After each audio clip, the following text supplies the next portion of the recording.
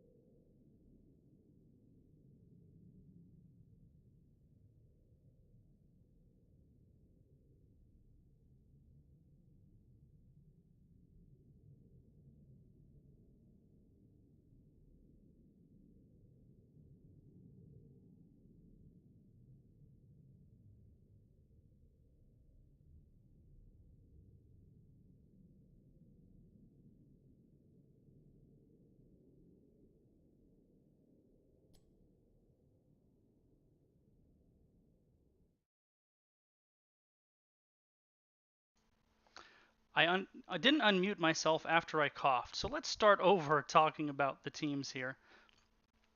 Zul'jin Distillery, currently 3 wins, no losses, 1 draw, sitting in 4th place in the division.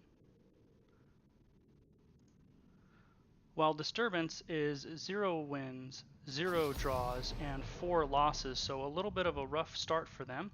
First ban Chromie here on Towers of Doom, coming out of Zul'jin Distillery.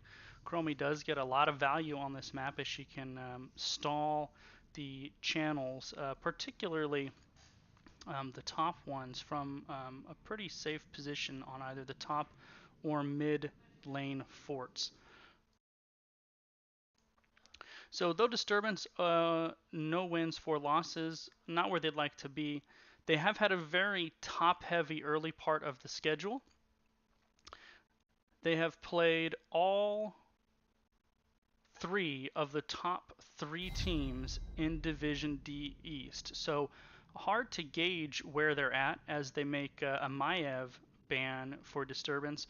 Hard to really gauge where Disturbance is at because they've been losing to the top of the division. So are they a middle tier team or are they at the bottom? We're going to find out as they square off against a 4th place Zul'jin Distillery team who has had a little bit of a soft schedule to start. So they've had a favorable schedule that they've taken advantage of to come up with their 9 points. Zul'jin Distillery comes out with a first pick Hanzo. Now we have 2 selections for Disturbance. None of the supports really shown so far. Typically you see pretty high prioritization taken on Malfurion and Stukov nowadays.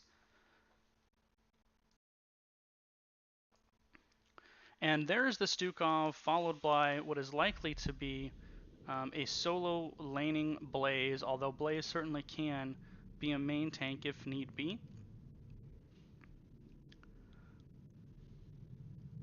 2 selections now for Zul'jin Distillery before we go to the first round of bans. Malfurion is a likely ban if they don't pick him up here, so if that's a hero that they value, there's a good chance you'll see a Malfurion here.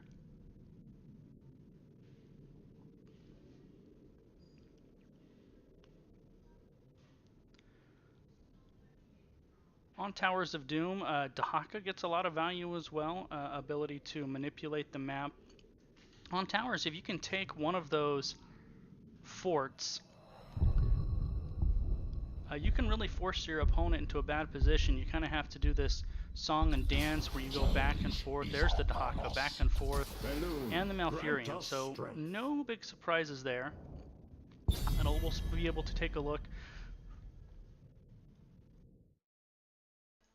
and see if Zul'jin Distillery can really maximize that the global that they're getting with Dahaka.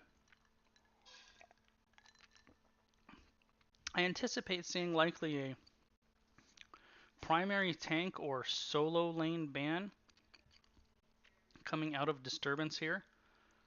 Blaze is probably toward the top of the solo lane options here, so if there's anybody in particular that they think can give their Blaze player trouble in the solo lane, maybe like a Malfurion, excuse me, a Malthael, that would certainly be a good ban for them.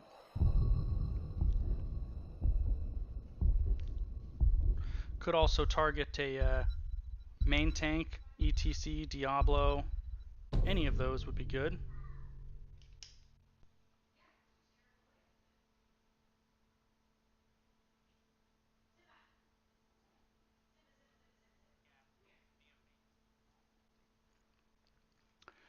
And it is going to be a main tank ETC, and it looks like going to be promptly followed up by a Garrosh ban. Garrosh is one of those heroes that can be really frustrating because Garrosh's positioning on the battlefield kind of dictates where everyone else goes. So he can be pretty frustrating to play against.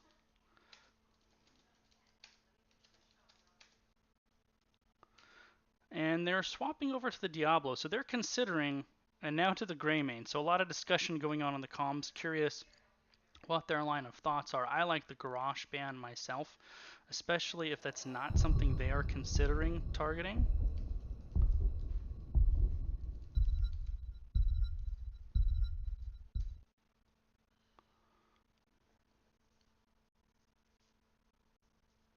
And instead they go with none of those things and to a Gul'dan and an insta-lock Diablo. So a very, followed by a Jaina, very beefy front line here for Disturbance, going with two of the higher health pools in the entire game with a Blaze Diablo frontline. So that is definitely going to be something that Zul'jin Distillery is going to have to draft here to deal with, is the large health pools of a Diablo and a Blaze. So Greymane's Cursed Bullet could help deal with that if they want to go that route. Malthael as well.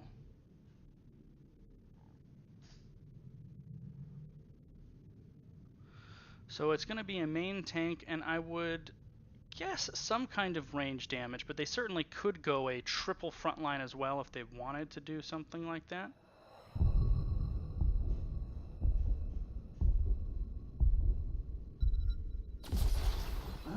And that's why they didn't ban the Garrosh. They wanted him for themselves and a Nazebo. Interesting. So the initiation for Zul'jin Distillery is going to be entirely predicated on either a Dahaka Tongue or a Garrosh Taunt. The burden of execution for Disturbance and how they initiate is going to be a little bit easier. So I like Disturbance's draft here just a little bit more. But really, it's of course going to come down to which team executes their comp the best.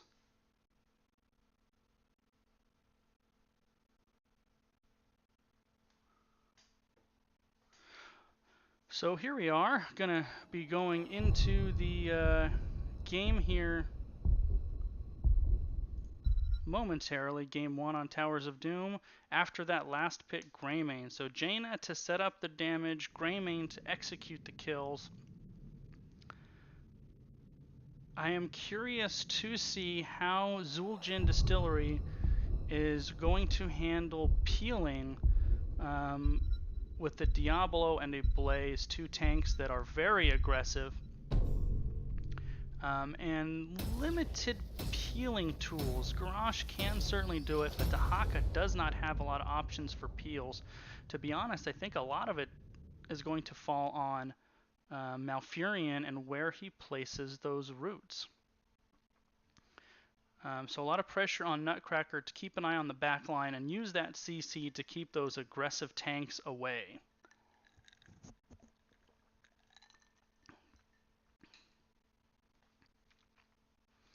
Towers of Doom, when it first came out, was one of my least favorite maps, and it is quickly flipped the other direction. It really just has a different feel to it than the other battlefields do. There's no winning a late game team fight and marching to the core. As a result, this is the battlefield that is probably has the most wild comebacks on it, because one bad decision late can't cost you the game simply as the other team marches on your core. You have to get the boss or channel the altars or take all of the forts to get the shots on core. Red team, Disturbance, looking for their first map win, features OBB on Diablo, Momba on Stukov, Atrovian on Jaina, Wraithling on Blaze, and NME of Entropy on Greymane.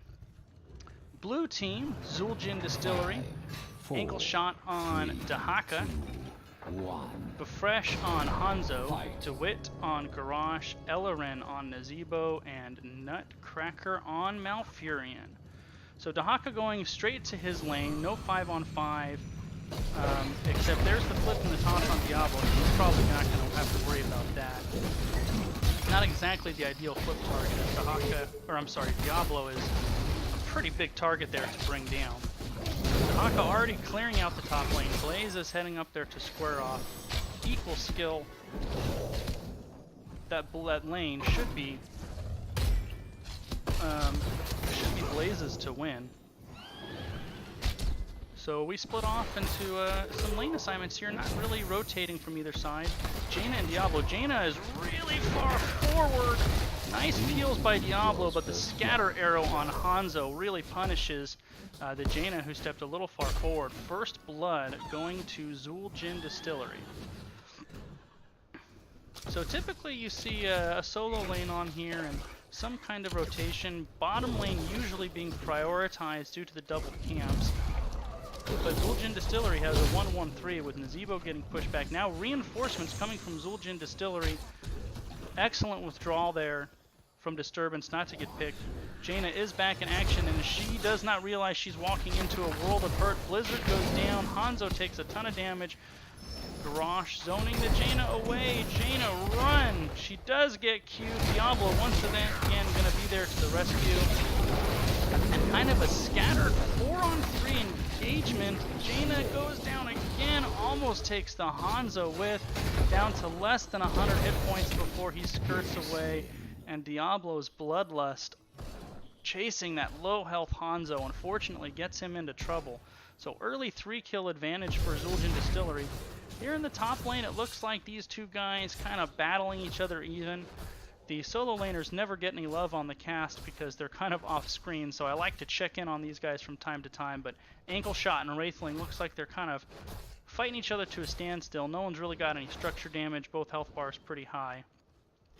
In the meantime, Jaina may be in trouble again. No follow-up here for DeWitt, but he is here in the bush. Does get scouted out by the Fire Stomp. So about a 1-level lead for Zul'jin Distillery, courtesy of their 3-kills-to-0 lead. And the Hanzo invade on the Pumpkin Sapper, starts it off, then withdraws. Now they're back in. So kind of a 2-man invasion, now 3-man invasion, if Disturbance collapses on this. Zul'jin Distillery could be in a lot of trouble. There are 2 members here, but no reinforcements. They do capture it. However, Disturbance on the warpath, they cut off the Hanzo, the charge and the flip. Jaina trying to finish off Hanzo, isn't able to do so, and in the meantime, Malfurion gets the free channel on the altar. So 2 altars very quickly channeled by Zul'jin Distillery. Only one. Enough of this charade. Bring down the Gravekeeper's core. Thank you very much, Mr. Digital. I appreciate that. I'll actually turn the game volume down just a smidgen to help so that doesn't get drowned out there.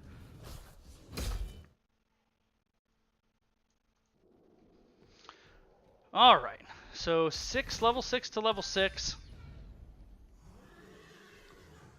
Zul'jin Distillery picks up level 7. They have a 4 core health lead here. And we're getting close to that time where we're going to start seeing the real bread and butter of the game, the 5-on-5 engagements. As these teams get closer to 10, you will see them group up and start fighting over those altars. The early momentum in this game, though, certainly in favor of Zul'jin Distillery. I am curious to see how the dynamics of these skirmishes change once Blaze joins up with his team. That gives them a lot more CC, a lot more initiation, more hit points to play with. Jaina may be in trouble again, but able to run away. No frontline here for this group from Disturbance, so they want to make sure they do not get caught out. It is the 3 backliners hanging out here together. You can see Blaze and Diablo rotating down. Disturbance really needs to back up until their front line gets here, though. Now Diablo is arriving. Dahaka still in the top lane. This is what Disturbance wants. A 5-on-4. Charge flip onto Nazeebo. The jet propulsion does not connect on anything, and they are pushing Zul'jin Distillery back hard. Toss on the Blaze. He is to get tower shot. The roots are a little bit late. However, Dahaka getting a free channel on the backline kind of snuck in there, and that's 4 more shots for Zul'jin Distillery. Disturbance is in a nice position to channel this bottom one, though. Nazeebo very low. He finally falls. First kill for Disturbance. Wraithling is very low as well, and he goes down. So a 1-4-1. Jaina might get tongued here. She doesn't. Nice peels fight by Diablo, not only to keep Jaina safe, but also to put Dahaka in a really tough spot there. This battle still going on. Greymane able to take out the Dahaka. Zul'jin Distillery really should be backing out here. It is a 5-on-3, and so the first channel for Disturbance, a first couple kills for them as well, showing signs of life, winning that bottom altar. 10's about to hit for Zul'jin Distillery. DeWitt on Garrosh is really on the pursuit here, chasing the members of Disturbance away, and everyone returns to lanes. Here's the talents if you want to take a look at what these teams are running there in the bottom, and we do have heroics picked up for Zul'jin Distillery. It's going to be Dragon's Arrow for Hanzo, Isolation for Dahaka, Warlord's Challenge for Garrosh. I believe that is Gargantuan for Nazeebo, and Malfurion maybe being cheeky or maybe hasn't decided yet, but nothing showing there. Jaina really close again. Garrosh just waiting for her to poke her head out, but she decides to rotate safely, maybe smelling a little bit of trouble in the air there. So no real way for Zul'jin Distillery to take advantage of their 10. And now the 10s have also been picked up for Disturbance. We have, and it is going to be Tranquility for Malf, not Twilight Dream. Bunker Drop for Blaze, Ring of Frost for Jaina, Flailing Swipe for Stukov, go for the throat on Greymane, and Apocalypse and Diablo, and there's Diablo again, taking out Nazeebo in a really critical time. A very defensive APOC there may save him, but not. But nobody is channeling. 2 men caught in the Ring of Frost, and then Hanzo going down on the backside. So some very timely kills for Disturbance, going to completely even out the core health for both sides, sitting at 28. Nice juke by Dahaka. There's the Diablo using his souls to quickly spawn, and Dahaka falls. So Disturbance really roaring back after kind of a rough start. 5 kills to 5 kills. Only about a half a level behind. And core health completely even, and now showing aggressive. Charging onto the garage. Blaze started the invade on the camp. There's the blizzard. Garage does go down. Almost got away with 6 hit points. The record for any game I've cast, and Hanzo on the pursuit is able to finally kill the Diablo. The lowest I've ever seen a hero get away with was a chair league game I casted where one player got away with 2 hit points. I want to see it again, haven't seen it yet. That Garrosh was down to 6 and it looked like he might get away, but did not. So Disturbance really kind of assuming more control, more momentum. Dahaka is in the top lane unopposed. Haven't really seen either of these teams try to siege down any structures. It is going to be a solo channel, or a solo altar spawn on the bottom. I would really like to see Disturbance try to get 13 before it's down there. It's going to be close. They might be able to do it. Although Stukov caught by Garrosh, flipped taunted. There's a defensive Ring of Frost that catches Garrosh, and he gets chunked hard. APOC goes out, catches nobody. However, it does force Zul'jin Distillery back. So a couple big cooldowns out, Ring of Frost saving Stukov and APOC, while no big cooldowns used for Zul'jin Distillery, except now Gargantuan is going out and Diablo certainly going to fall. So is Disturbance going to withdraw here? Tongue, great bunker there by Blaze. Once again, Garrosh very low. I'm sorry, that was Dahaka very low. It was Garrosh who saved him with the toss, and they are staying in this 5v4, doing better than you would think. Slowly getting forced back, but certainly not dying yet.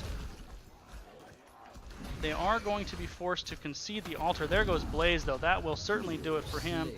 That Garrosh with his armor trait is just... he looks like he's close to dying, and then he never does. But they do manage to pick him up. Greymane with the kill.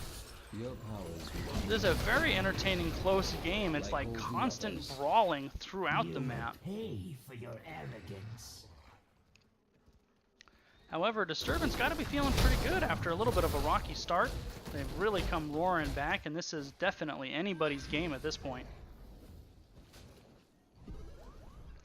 I would like to see one of these teams try to take control of one of these lanes. They've been skirmishing, but neither team seems all that interested in pushing in or taking these forts or getting structure damage. If you can do that successfully, you know, manipulate the map and take some structures, it really helps come back with that XP. So both teams have a 1-1-3 going on. The bottom lane is both teams' back lines, and here comes Garrosh on the flank. Nice rotation by DeWitt, and misses the Q on Jaina, gets the toss anyway, so it's not going to matter. Jaina certainly goes down, and there's the Dragon's Arrow. That might get Stukov, but not quite. Ring of Frost was used defensively there, didn't make any difference. Once Jaina gets flipped into 4 opponents, she is Rise from the depths. almost certainly going to go down once you get flipped into 4 of your teammates. The battleground center. Use it well. So Jaina will be up in time for this. This will be a 5-on-5, and for at least a few seconds, these teams will be on same talent tier. So let's see how they play it. If I'm Zul'jin Distillery, Dahaka gets that top one and everyone else comes down here. And put an end to the grave. And it looks like that's what they're doing. Nazebo is picking up 16 in the mid lane though, but that leaves 4-on-3 in favor right now of Disturbance. Dahaka does burrow in. 2-man taunt. There's the APOC. Dahaka burrowed into a world of trouble and he falls. So advantage for Disturbance right now. They are down a talent here, but they are up a man. Now up 2-man. Hanzo goes down. And barring something truly bizarre here, this altar is going to go to Disturbance. There's the Ring of Frost, catches 2. Malfurion and Nazebo in trouble. There's a great follow-up stun. Nazebo is able to ice block himself probably out of trouble. Garrosh, the flip, the death throw, literally, taking Greymane with him. I really want to see Disturbance push in this bottom lane right now and take this fort. There we go, guys. So Disturbance taking the big team fight, 4-1. Finally, somebody putting some siege pressure there. And this bottom fort, certainly from downtown, the Dragon Arrow catches 3. Blaze will be pretty low, but no follow-up. And Disturbance has decided they don't want to bite off more than they can chew, and they are withdrawing to pick up their pumpkin sappers.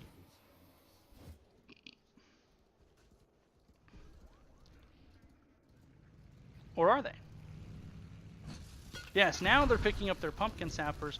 Jaina and Diablo did go around top. However, Hanzo's Vision Arrow has scouted this out, and we are looking like we're going to have yet another fight. Blaze does jet propulsion onto Hanzo. Hanzo falling back. He's in a lot of trouble. Uses his talent to get away. Apoc goes out once again.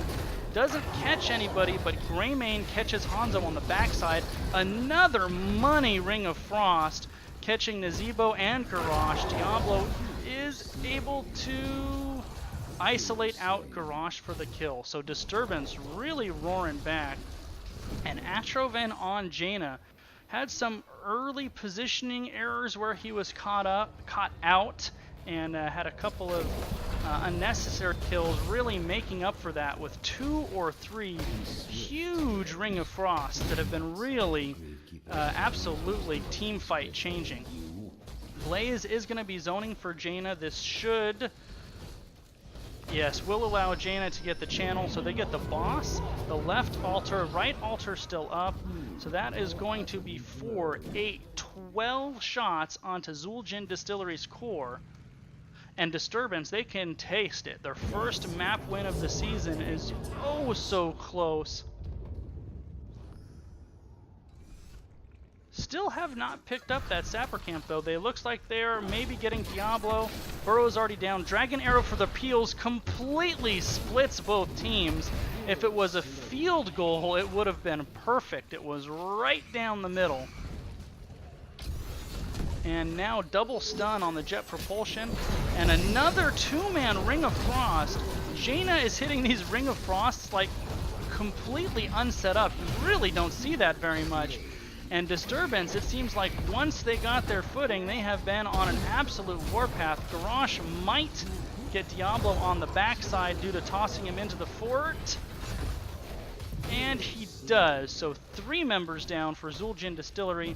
DeWitt able to get a cheeky kill on the Diablo backside, but now it's 4 here. Garrosh is going to fall. That was an unwise decision to solo check that camp with so many of the enemy up.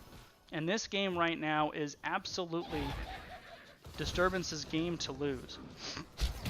They need to get this bottom fort and then go pick up the pumpkin sappers to put pressure on the enemy team's core. It is nearly time. So this is going to be a really good position here for Disturbance. They're going to be able to channel the bottom while these pumpkin sappers pressure in. Furthermore, Zul'jin Distillery in a tough spot because they have nowhere to retreat to. In order to contest this bottom altar, they actually have to come around this or take it. And this bottom altar, unless Dahaka like suicides into this backside, is going to be 100% free right here.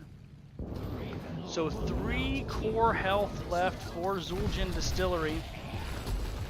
Dahaka gets isolated out, and actually Diablo used the opposing team's zombie wall for the stun on the Q, and another big Ring of Frost, forcing Garrosh to retreat. If these sappers get in, this is game. So push these bad boys in. All 3 of them still here. Zul'jin Distillery fighting, but they don't have anybody left. 1, 2, 3. That is game. First map win for Disturbance. Congratulations to them. A little bit of a rocky start, but they really came alive toward the end and had superior team fighting the second half of that game.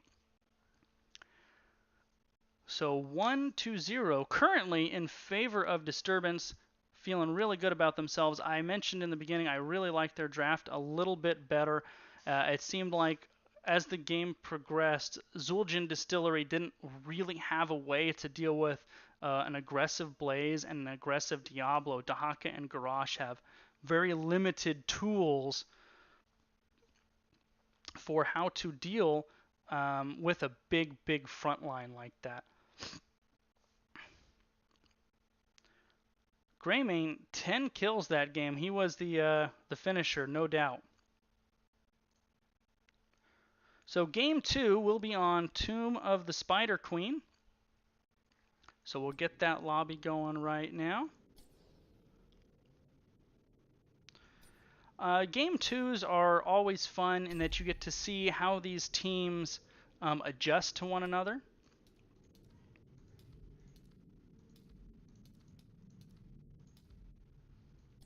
So you see first go around, unless teams do a little research, they tend to be more meta or map bans. But second game, sometimes you get some targeted bans.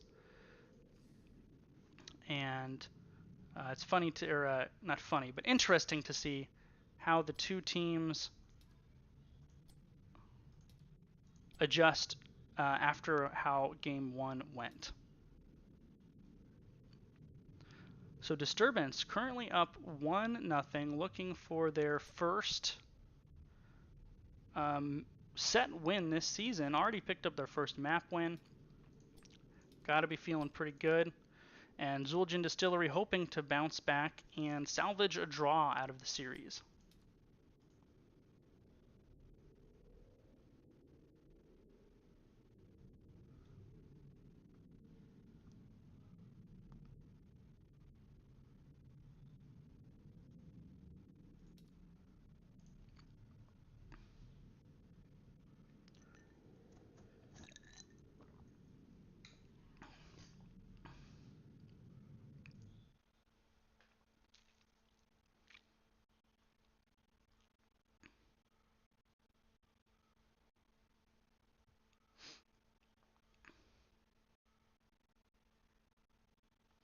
Both teams almost in lobby now, just waiting for one more player.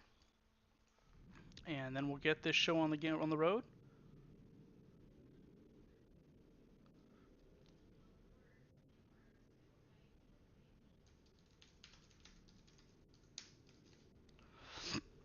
The other thing that's going to be different this draft is Tomb of the Spider Queen, of course, is completely different to Towers of Doom.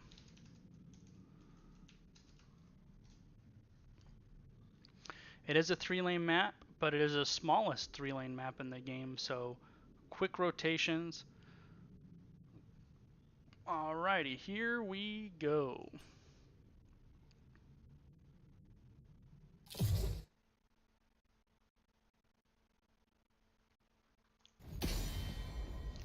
And while while Towers of Doom might be, thanks Mr. Digital, drop on by anytime. Can't wait to see you guys next season. While Tomb of the Spider Queen might be the map that is most likely to have a comeback, Tomb of the Spider Queen, you could make the argument, is the complete other side, the map that is least likely to make a comeback. Win conditions are harder to come by on Tomb of the Spider Queen. Also, if you fall behind and your lanes get pushed out and your structures get destroyed, vision around the turn-in is more difficult. And also, you end up piling up all of these gems on your heroes, and you can sometimes get afraid to lose those in a team fight. And then if you do lose that big team fight with 50 or 100 gems on you, it can really set your team back. So Tomb of the Spider Queen, very important to get that early lead. And it is once again going to be a Maiev ban coming out of Disturbance. Zul'jin Distillery with their first ban. Last time they banned out the Chromie. I don't think we're going to see that again. And this time it's going to be the Stukov. I understand and appreciate that. Playing into that large zoning silence is very difficult.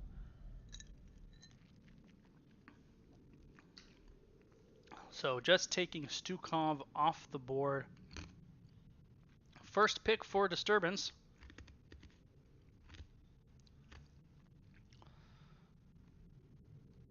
They did play Blaze fairly well last game. Blaze is always a good selection. And there it is. So securing their solo laner.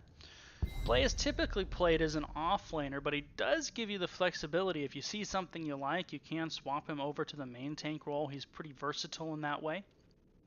So I really like that first pick, Blaze. Zul'jin Distillery can go with the Garrosh again. Garrosh is really nice on Tomb of the Spider Queen, especially in the early game when you're getting early game picks. The structures are pretty close to the areas that you're fighting, so you can throw over towers easier than on other maps.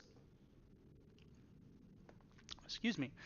They did play Malfurion as well, probably the best support currently still available. So if they want Malfurion, this is the time to pick him. I don't think he'll fall further past. Jaina, Diablo, both good selections. They go together fairly well, and you wonder if that was kind of both a selection for their own team, but also to keep those away from Disturbance. Jaina last game, the Jaina player on Disturbance last game had a little bit of a rocky start, but really came alive late game, and there were, I don't know, 3 or 4 big time Ring of Frosts, and those were a huge part of the reason why Disturbance won that game 1. So you wonder if that Jaina selection is just as much a selection as it is a denial. Same thing with the Diablo. About 15 seconds left before we're going to see Disturbance's 2 picks. Malfurion still on the board, probably the top support. We didn't see them play it. We did see Zul'jin Distillery play though.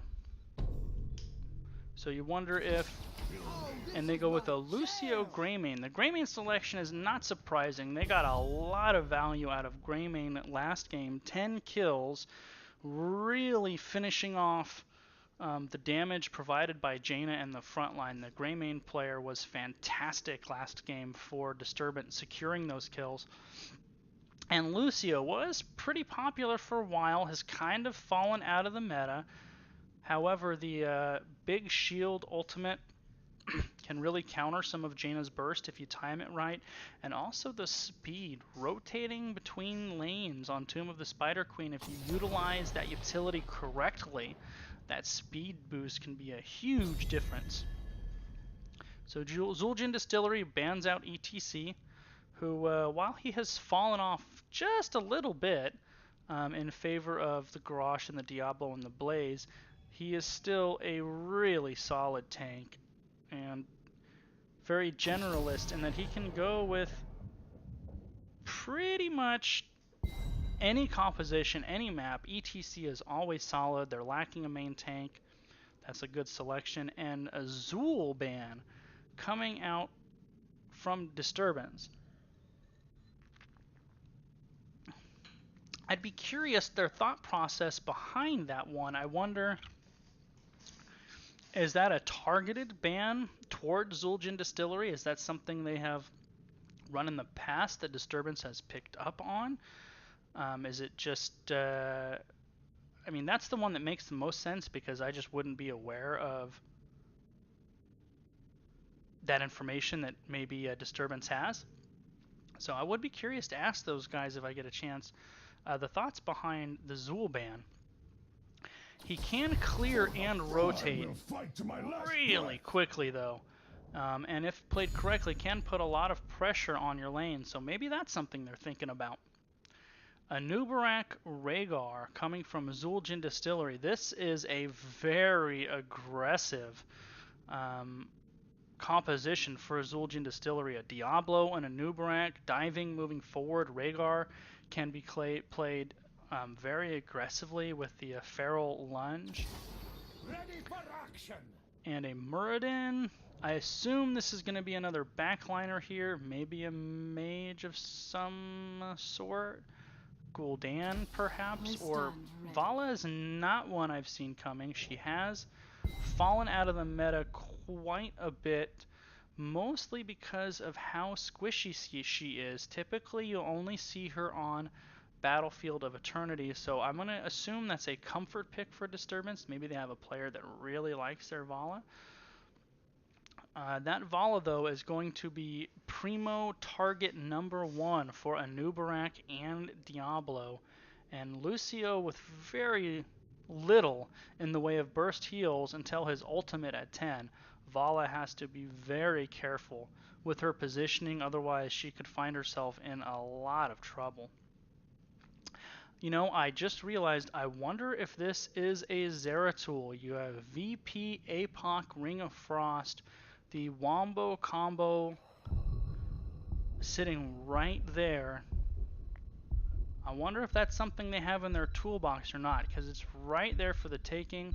Less common, you can do it with a Medivh as well, and instead it's Phoenix. Somebody we have not talked about at all upon release was insta ban. He just did not get through. They toned his numbers down a lot. He's in a better place, still very strong. However, Phoenix with the Purification Salvo is going to have a lot of synergy with the Jaina, because the Purification Salvo does get the bonus damage on slowed targets. So if they can get themselves on the same page with regards to that, making sure that Jaina applies her slow to as many targets as possible before Phoenix launches the Purification Salvo, you could get a lot of value out of it that way.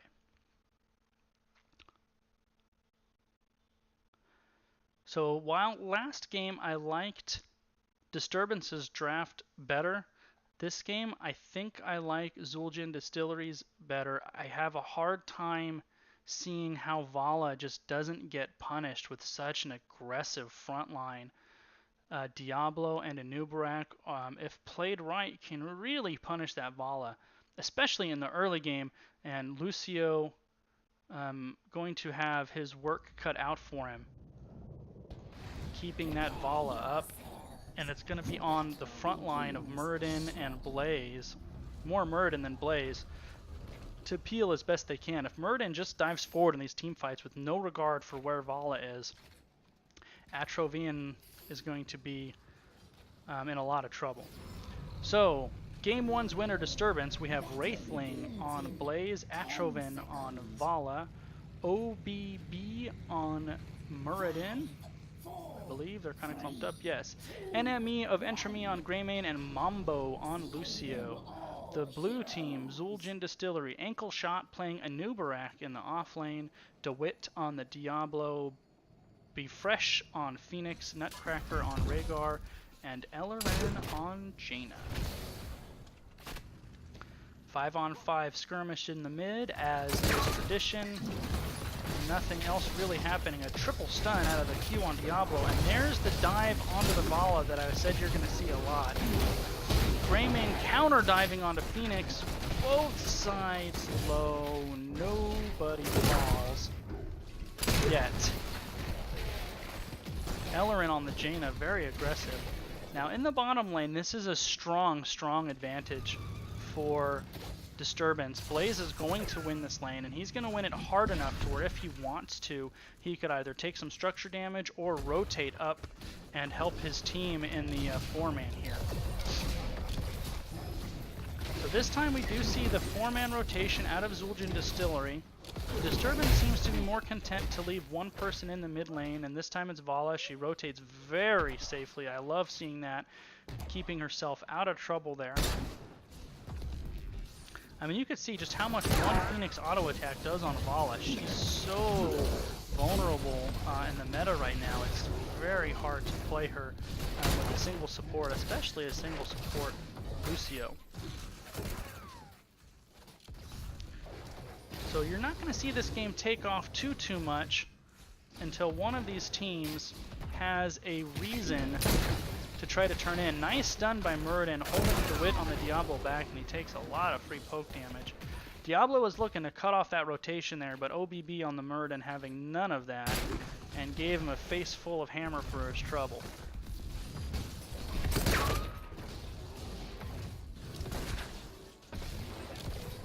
After this wave here, we'll go taking another peek at the bottom lane. And as expected, you can see a little bit of structure damage, not too much, but it is going to slowly build up as Blaze is winning this lane, no doubt. That's a really tough matchup for an Anubarak player, solo laning into a Blaze. I think at some point they're going to have to make a rotation down there and kind of relieve some of that pressure by rotating someone down there. Otherwise, Blaze is just slowly going to win that lane.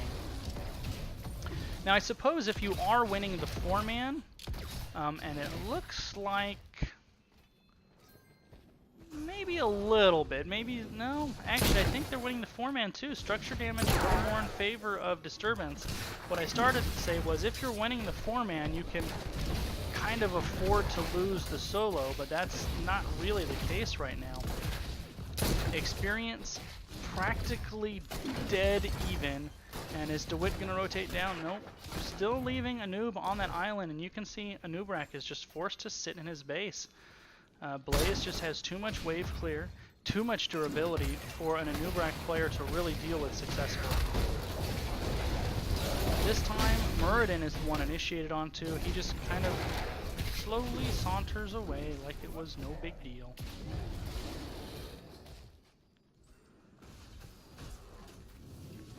Very even in experience for both teams. Zul'jin Distillery has managed to sneak in 17 gems though, while Disturbance hasn't turned in any.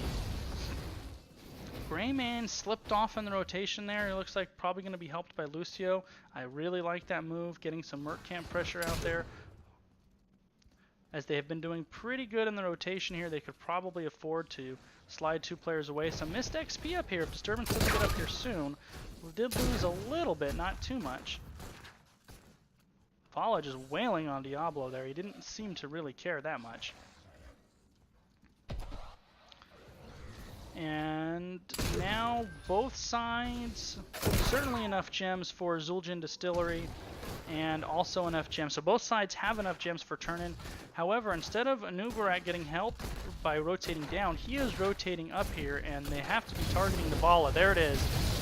Vala is double stunned, body blocked. So far, she is getting away, and doesn't get away. If she did, it was 100% because of the spell shield aura of the mercenaries that almost saved her, but not quite. So a really nice engagement, Diablo and Anubarak teaming up to initiate onto that Vala, and first blood over to the Zul'jin Distillery. And I imagine if you're them, you have to try to parlay that into a turn-in if you can. They're only 20 gems away. Most of those on Diablo, but he has been really aggressive in his positioning, so let's see if he tries to get it now, and he does. So if Rhaegar and Diablo get this turn-in, that will be a turn-in for Zul'jin Distillery, and Atrovin just a hair late on the interrupt. First Web Weaver phase over to Zul'jin Distillery. That was a really nice job of parlaying just a single kill into enough of an advantage to get the early turn-in. Tomb of the Spider Queen, the early advantage is so important. So 2 in the top lane for Disturbance, 3 in the mid lane.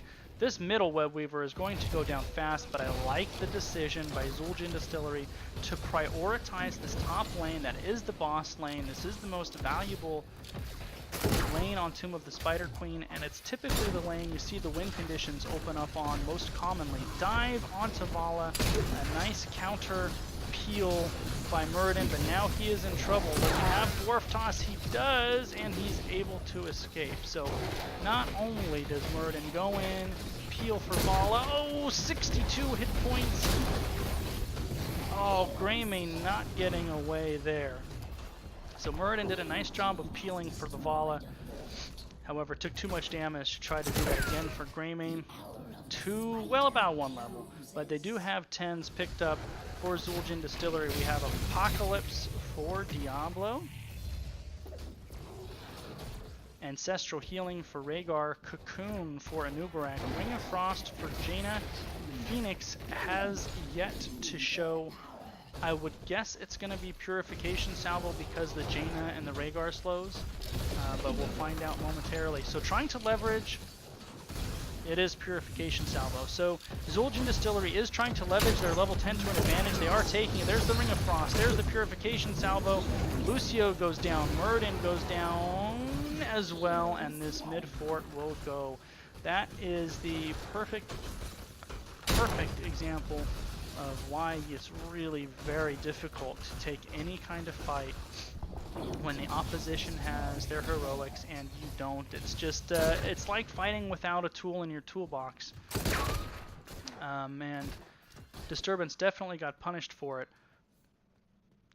So Zul'jin Distillery here has enough gems for back-to-back turn-ins. They seem a little indecisive right here. I'd like to see them move towards something. They're just kind of hovering around a little bit. I'm not sure if they're goaltending because they know Disturbance has enough, and now both teams are posturing toward the bottom. For the side of Disturbance, it's Vala that needs to get those gems in. She has 28 of them. 6 get turned in by Greymane. And looks like they're going to sneak Jaina in here. There's the Diablo. Now we have a full brouhaha. The Cocoon goes out onto the Lucio. That's a great Cocoon target. And Phoenix goes down, and despite the Cocoon, Lucio times the shield perfectly. So far, 2 kills, 3 kills. That team fight initially looked spectacular for Zul'jin Distillery. Isolating out the Lucio like that, and a full team wipe, all 5, an excellent counter engage. That initial initiation by Zul'jin Distillery looked so good. They had Lucio cocooned. They just weren't able to isolate out and kill a target before Lucio came back. He popped the heroic, and once that big shield came down in the middle of a team fight, it completely turned it around. So not only does Zul'jin Distillery lose turn-in, they also lost every single gem. There's the Vala stepping too far forward. Blaze does a nice job of attempting to peel with the double stun jet propulsion and a bunker. Vala does not get out though, and now we have another big time engagement. APOC goes out, doesn't hit anybody. 2 more stunned by another jet propulsion out of Wraithling. However, Disturbance running, and there's the Purification Salvo! Down goes Blaze. So this game is an absolute bloodbath. Cocoon goes out on Greymane. He is, I would be shocked if he's not dead. I think you go all in on the Phoenix here and try to take somebody with you. Nice play by Be Fresh. I think he saw that as well and just teleported the other direction to make sure that Greymane didn't take somebody down with him. Mambo about a half a second late. I will say, despite those team fight losses, while that battle was taking place in the mid lane, both top and bottom web weavers got free push. Both of those forts went down, and they're now going to start pressuring keep wall. So despite those kills in the mid lane, or I should say those deaths in the mid lane by Disturbance, they have not lost any experience relative wise. They're still about a quarter of a level up maybe.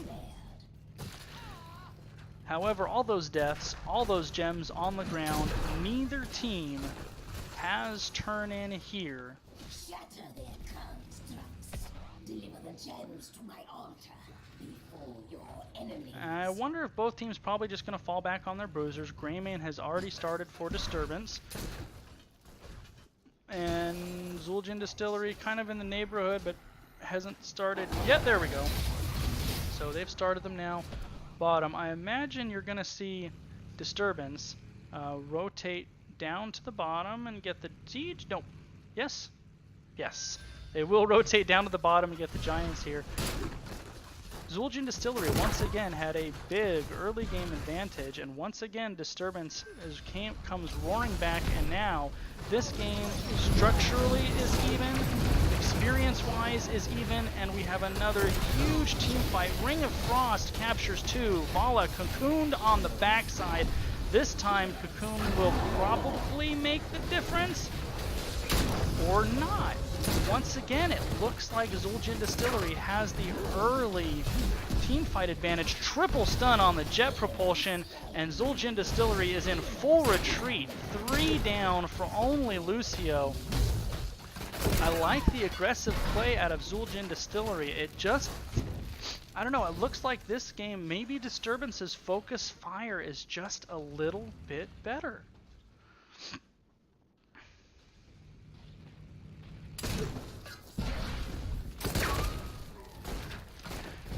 Some of Disturbance here are going to put pressure with the bottom Giants. I really like that decision. They have about another 6 seconds they can do it before their full team is up. Nice decision. It's always better to leave too early than too late. When you leave too late, that's when you get yourself into trouble. Level 16 advantage for Disturbance here, and now they are rotating lane to lane, collecting all the gems and all this experience. And Zul'jin Distillery will hit 16 here. However, about a half a level advantage for Disturbance.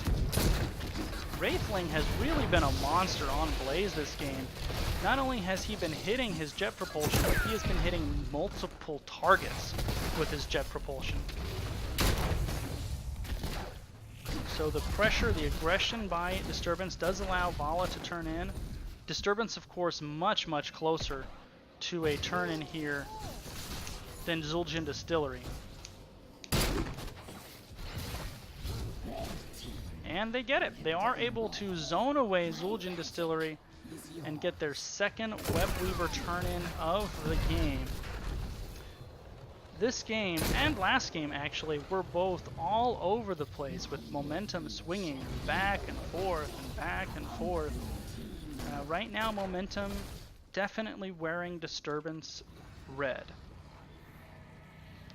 And they opt to push in with the top lane. That's a very wise decision. Most of the members of Zul'jin Distillery are showing in the bot.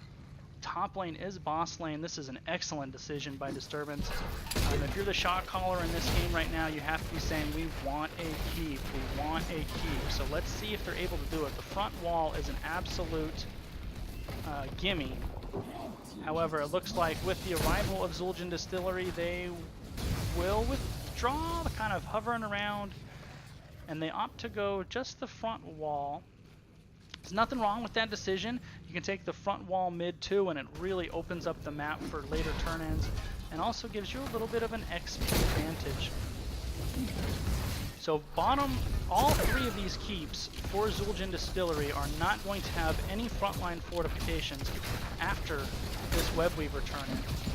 And it's going to give Disturbance about a level and a half advantage. This portion of the game is always a little bit fascinating. Neither team has a turn-in. There's really not a lot to fight over. So it's just a matter of, can one team leverage map control or catch the opponent in a position that they shouldn't be in. Nice job by Zul'jin Distillery to turn in some gems while Disturbance is capturing their mercs. They almost have enough, not quite. They're still about 15 or so away, more like 10.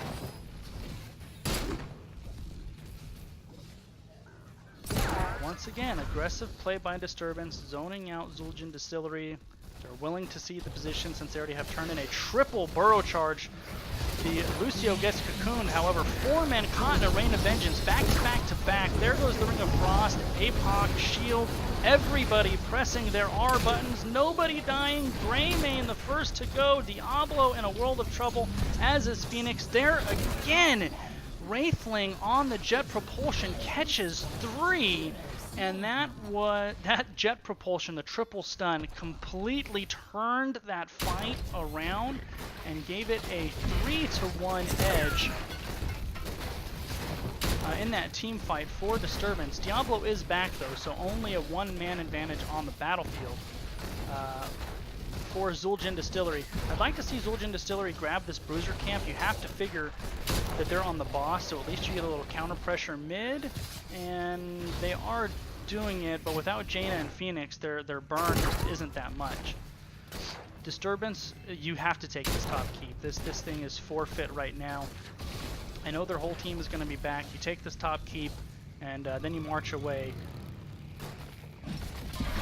Both teams now at full strength. Of course, Zul'jin Distillery's members will be here first. It's going to take Greymane a couple minutes to get here. Level 20 advantage for Disturbance, so I'm not sure how aggressive they're feeling, if they want to wait for Greymane to get here and then press the advantage. Anubarak here is in a flanking position, though. Diablo, having just used his souls, is much less durable. Now both teams here, 5 on 5, level 20 advantage for Disturbance, and they've decided there's not much there for themselves. I think that was a good call. They got away with about 20% core damage, took top keep, and they should have an advantage the rest of this game as long as they are don't lose a keep themselves. It's going to force Zul'jin Distillery to send people back ever so often to get rid of those catapults. So this game, following a little bit of the pattern of game 1. Zul'jin Distillery, they take the early lead. Disturbance bounces right back with some big team fight victories.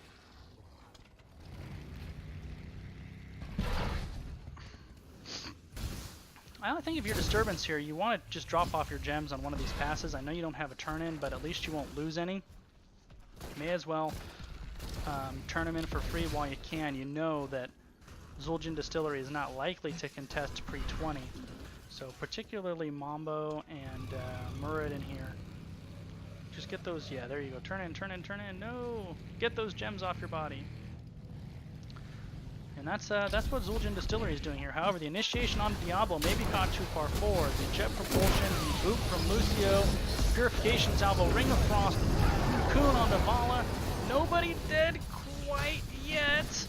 Diablo is very close, and there goes Diablo. There goes Rhaegar. One more going down could be game for Disturbance, but they're not quite able to. A counter kill on the Greymane. So 3 members of Zul'jin Distillery fall, only Greymane falling, and this is going to be, they're not going to try to end, instead they're going to try to get second keep. Not a bad play. Greymane is a significant portion of your core damage. You take mid keep here. If you don't go for the core call, they're only 2 gems away from turning. So they could go take this keep, and oh, Jaina very low. Nice ice block saving from the Hungering Arrow, and they are going core. 20 seconds left before the full spawn of Zul'jin Distillery. 70%, 60%, 10 seconds till all members are up. Now at 50%. I don't think they're going to quite have enough. You have to keep Vala up. And there goes Anubarak in defense. Core at 40. Now we have 2 katas on core, though, and that is probably going to do it. 18. Yep, that should be game 2 going over to Disturbance and picking up a big time win over the 4th place Zul'jin Distillery. So huge win there for Disturbance, picking up their first domination of the season. Congratulations to them. We do have a little bit of time. Maybe, just maybe, we can get a interview in here for this.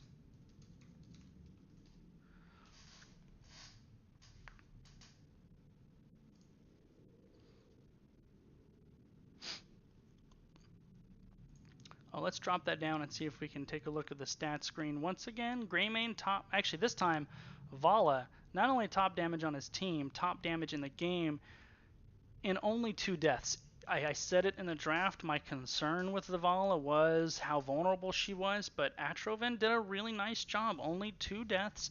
And not only was top game damage, but it wasn't even close. Far and away the most damage in that game. Alright, so it looks like we're going to do an interview with Wraithling here. Let's see if we can Get him in a chat lobby.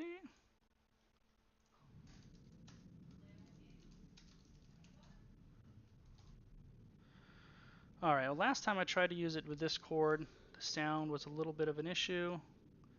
Let's see if we're luckier this time.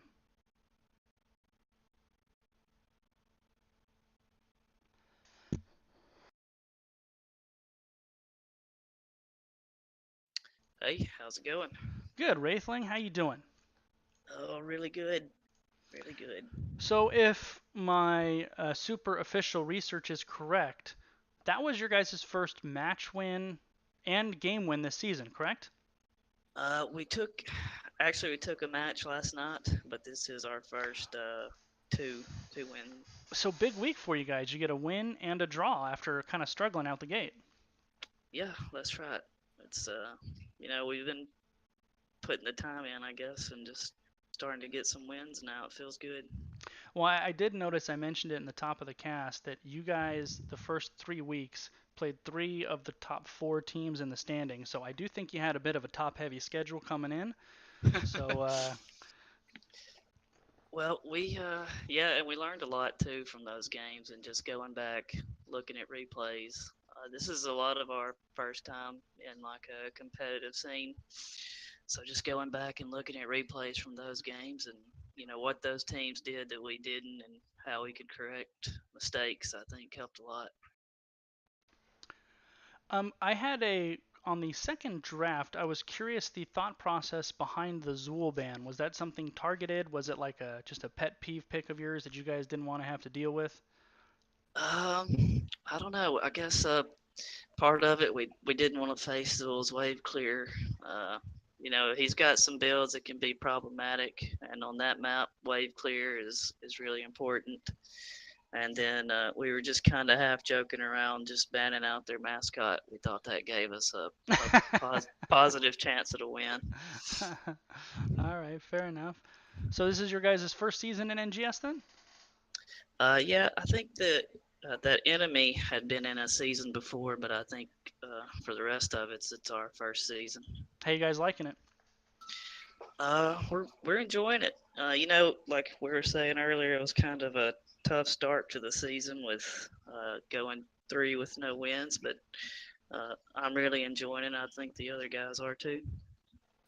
Yeah, in my experience, I did a lot of chair league, and then we moved over this season to NGS. The first season for a team is always kind of the hardest. Is not only are you kind of figuring out the league, but also kind of figuring out the internal team dynamics where everybody slots in. It's kind of you're dealing with 2 things at once.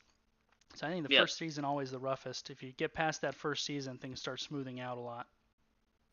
Yeah, and we've kind of had that with our first couple of games here as we figure out who's going to be calling the shots and how we're doing that. And, kind of we've just got one main strategy, and then we're calling things as we see it, and just trying to take advantage of any opportunities we get during the game. Was there anything from game 1 into 2 that you guys saw that you liked, or any kind of internal adjustments that you made between those games 1 and 2? Um, it's hard to say. We really were just focusing on, like in towers, putting a lot of pressure on bottom, keeping our levels even, and like I said, just if we had an advantage, if we got a couple of kills, and we tried to go in and just make something happen from that. So then we just tried to carry that momentum into game 2. All right, man. Our last time on Tombs we lost, so we were a bit hesitant, kind of nervous going into that, but I think we just had some good momentum built up. Well, yeah, your guys there were a couple of those team fights. I'm sure you'll be like all the players. You'll go back and rewatch the cast because that's what we like to do. But there were a couple of those engages where they initiated on you guys, and I'm just thinking, wow, this doesn't look good. And then 10 seconds later, it turns out spectacular. So I would be curious to see the nitty gritty of those team fights at full speed. Sometimes it's a little hard to pick out exactly, you know, what transpired. But you guys had a couple really nice counter engages on stuff that really didn't look good for you on the outset. Well, I'm glad it worked out for us in the end. All right, well, congratulations on the win, and thanks for letting me cast. You guys have a good night, and we'll see you around. Yep. Thanks, sir. Have a good one. You too. Bye. That was, of course, DeWitt. Nope, I lied. Wraithling from Disturbance. And we have another game here in about 20 minutes. Division C West, Team Awesome Sauce versus Disbanded. So we're going to go to a Be Right Back screen that'll allow me to get some water and rest my voice for a few minutes. We should be back here in about 10 minutes.